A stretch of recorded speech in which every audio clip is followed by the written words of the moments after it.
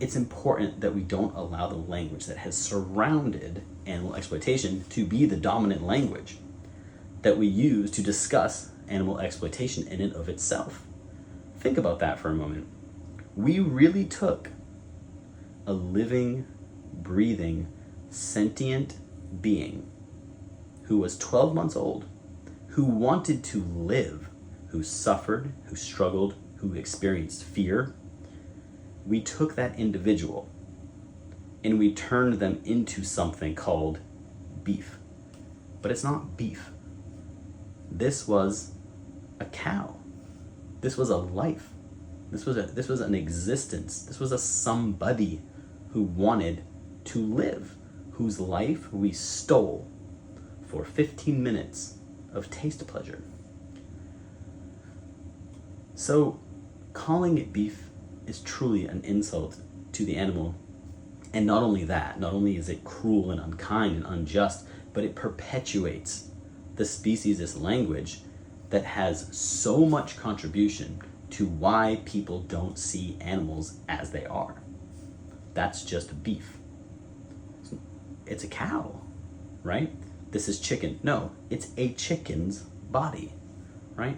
This is milk. No, this is cow's milk. In fact, this is calf's milk made for a baby cow who died so that we could take the milk. It is what it is. That's the truth. And so when we discuss the products that arise from oppression, we have a duty, an obligation to describe it as it is.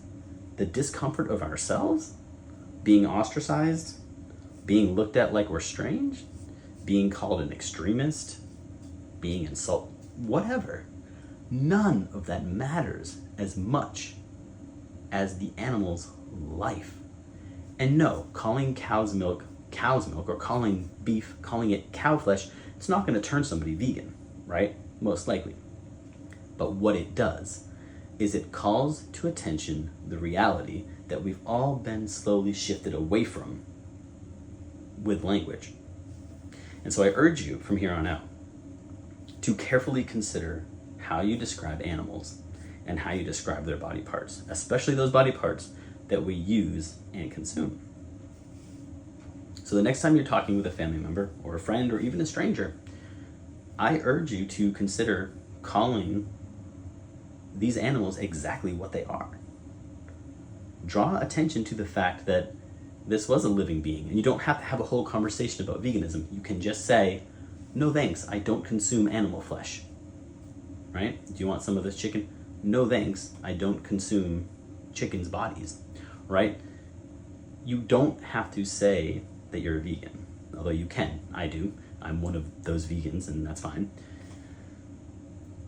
But it is very important to insist upon using accurate language and not speciesist language. What do you guys think?